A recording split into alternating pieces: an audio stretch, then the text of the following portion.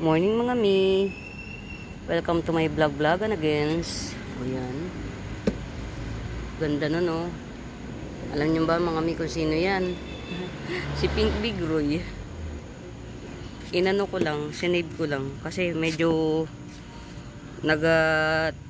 nagdodormant siya. Yan. Nagdodormant kasi siya. Ang ginawa ko, galing tong kabilang garden. Sabi ko parang mag-e-extinct ang pink bigroy ko ah. Kunin ko nga muna. Ayan. Nagdahon na rito. Siguro nalulungkot siya kasi malalayo yung agwatan ng mga niya.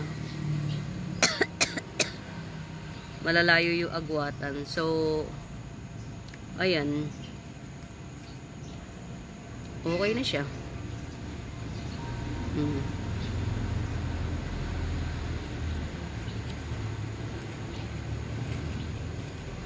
Naka-ano na siya, nakapag-adjust na. Nagdahon na siya dito. Ito. Bagong dahon niya to.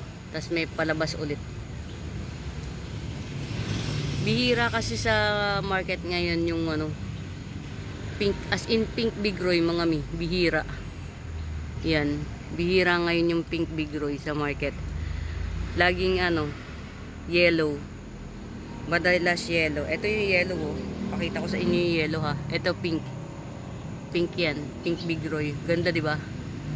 Sa mutation pa lang panalong panalo na. Ganda.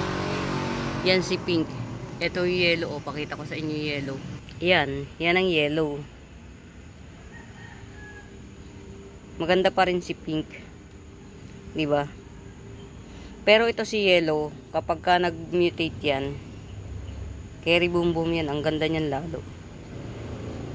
Ito naman si yellow, ibang klaseng yellow naman to. Ano siya, yung pandak.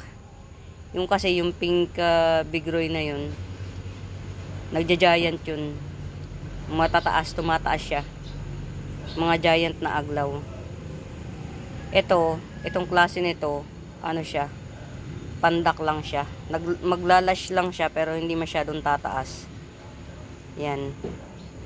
Yan si yellow bigroy. Yan ang difference ni yellow bigroy at ni pink bigroy. Yan. Yan sila. Nag-adjust na siya. Okay na. Buhay na siya. Ito na yung bagong dahon niya. Yan. Mapaparami ko na to. Hindi ko muna siya i-release. Hindi ko muna siya ibebenta. Pararamihin ko na lang muna. Kasi bihira makapag-post sa... Bihira makahanap ng bigroy na pink. Laging yellow.